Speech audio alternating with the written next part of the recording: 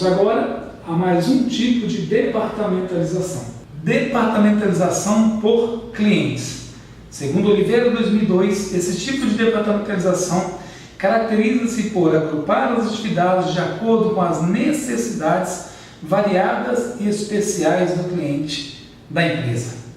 Departamentalização por clientes. Imagine de que forma vamos entender isso aqui agora para ficar simples, para ficar claro. Imaginemos uma loja da C&A, da Renner, Riachuelo, sem fazer propaganda ao devido segmento, mas nos ilustra claramente.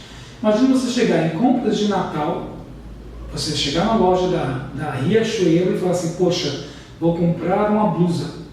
Se você chegar nessa loja, vou comprar uma blusa, imagine que se nessa loja você não tivesse um setor específico. Você homem, você vai no setor masculino, blusas, malhas, roupa social, você consegue rapidamente chegar ao que você quer.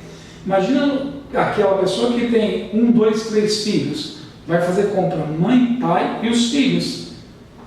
Imagina ter que procurar peça de roupa de criança, peça de roupa de adulto, peça de roupa de menina, peça de roupa de menino. Viu que confusão seria? Então a departamentalização por clientes, ela consegue claramente separar isso. Poxa, departamentalização masculino.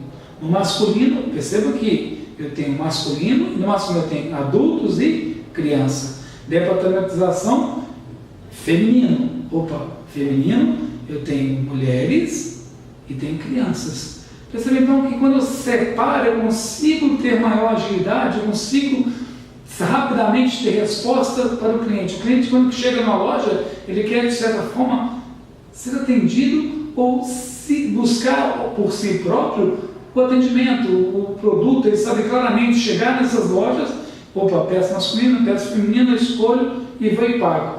Imagina se cada setor que ele chegasse, cada cliente que chegasse, ele tivesse que ter uma vendedora por conta. Vendedora, eu preciso de uma blusa masculina, tamanho P, a vendedora atende.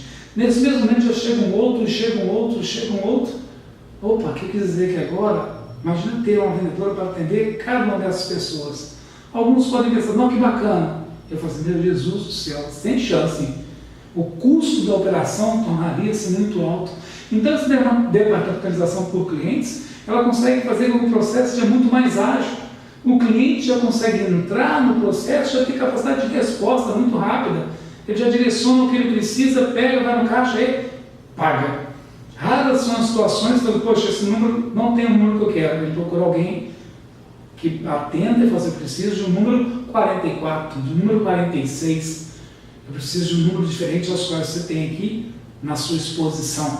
Percebendo então que eu consigo maior capacidade de resposta, falei, basear a variável atendimento ao cliente, mas eu posso buscar outras.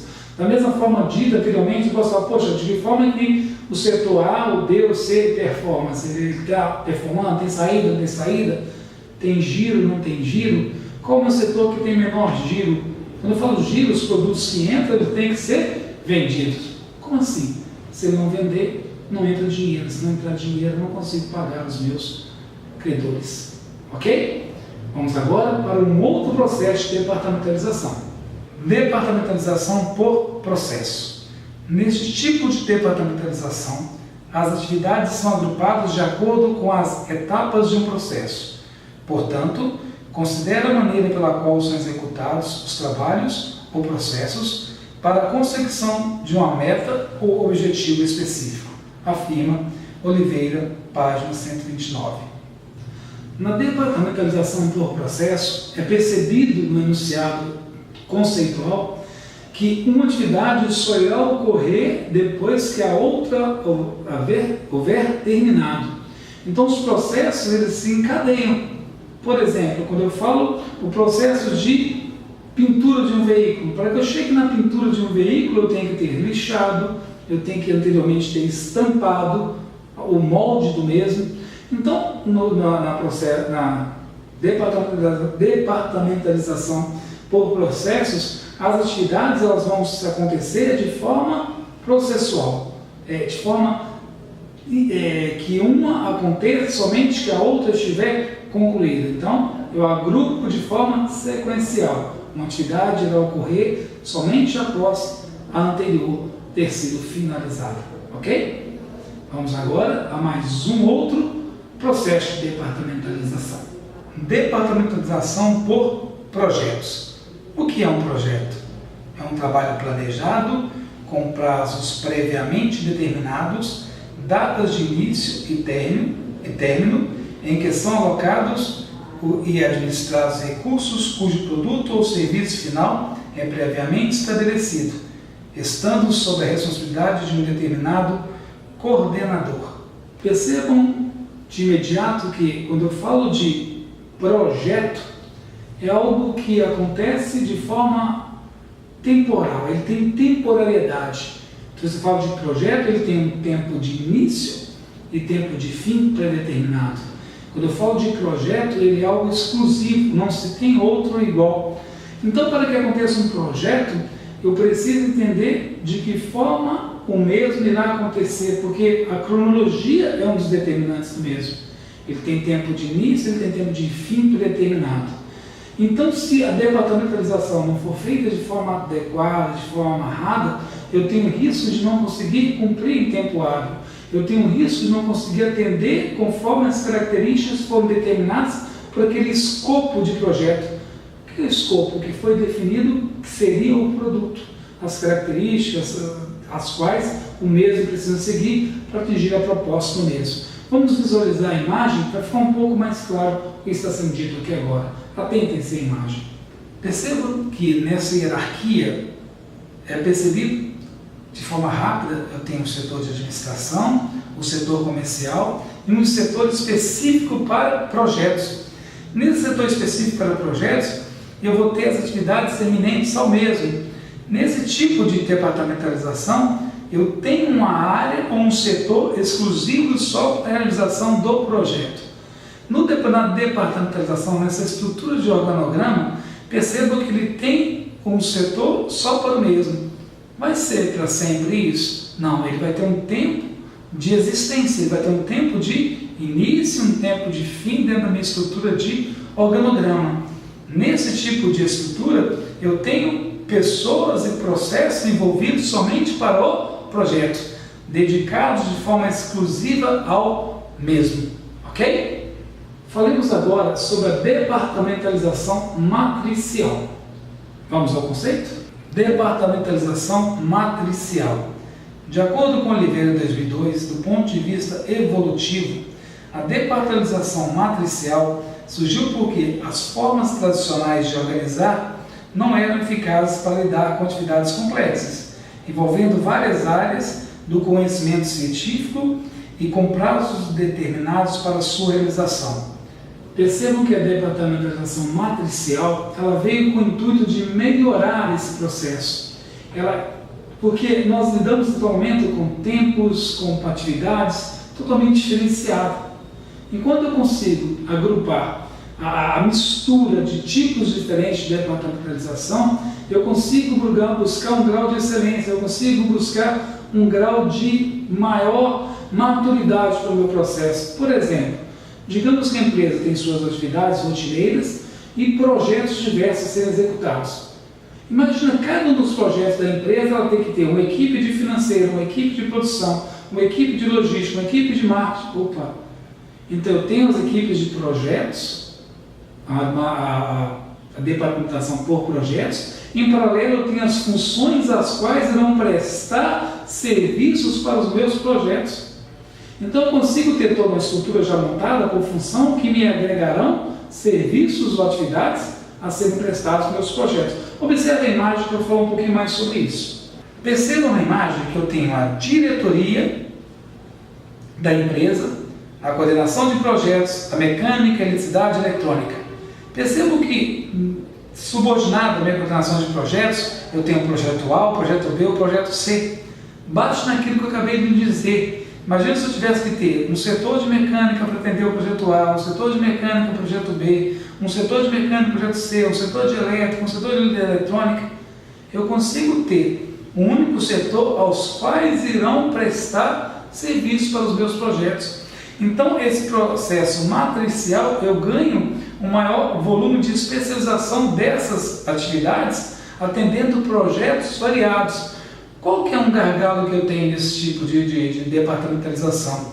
O risco de perda de poder contra a hierarquia formal.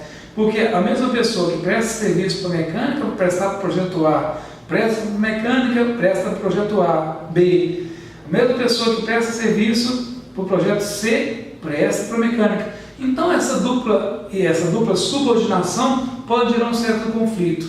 Então nesse tipo de departamentalização tem que estar muito claro quem é que manda em quem. O processo formal citado anteriormente. Continuemos com o processo de departamentalização. Vamos falar agora sobre a departamentalização mista. Vamos ao conceito? De acordo com os pressupostos de Oliveira de 2002, esse tipo de departamentalização é o tipo mais utilizado nas organizações, pois cada parte da empresa deve ter a estrutura que mais se adapte à sua realidade organizacional. Desta forma, percebe-se que a departamentalização mista caracteriza-se por ser aquela que apresenta vários tipos de departamentalização, sendo a mais utilizada, ok? Este tipo de departamentalização, ele fecha o nosso processo de forma a entender que você, gestor, quando for criar um processo de departamentalização, tem que buscar aquele que mais se adeque ao seu processo. O exemplo citado na imagem a seguir, ele vai mostrar um pouquinho sobre isso que eu falei, porque ele gera a expertise de cada um dos mesmos, adequando diversos com o intuito de quê? Gerar uma maior eficiência desse processo. Observe a imagem. Nós temos uma diretoria geral, gerência comercial, gerência administrativa financeira, gerência de produção. Percebam que nessa estrutura eu tenho a administração, a departamentalização por função, a função finança, a função produção, a função comercial. Eu tenho a departamentalização regional, geográfica ou territorial, onde eu cito regional norte, regional sul, leste, oeste. Eu tenho ainda por função, quando eu falo contas a pagar, contas a receber, recursos humanos, serviços.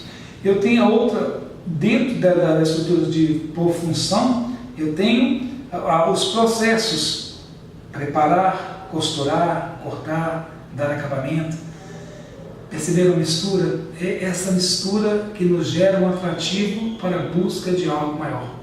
Como fechado na ilustração, buscar algo maior é buscar algo que realmente se adeque ao meu processo, que realmente atenda a proposta, que realmente atenda o querer do nosso entendimento, o querer da nossa instituição. O que melhor se adequa ao meu negócio? E essa estrutura toda citada, denominada departamentalização, foi utilizada na estrutura de organograma.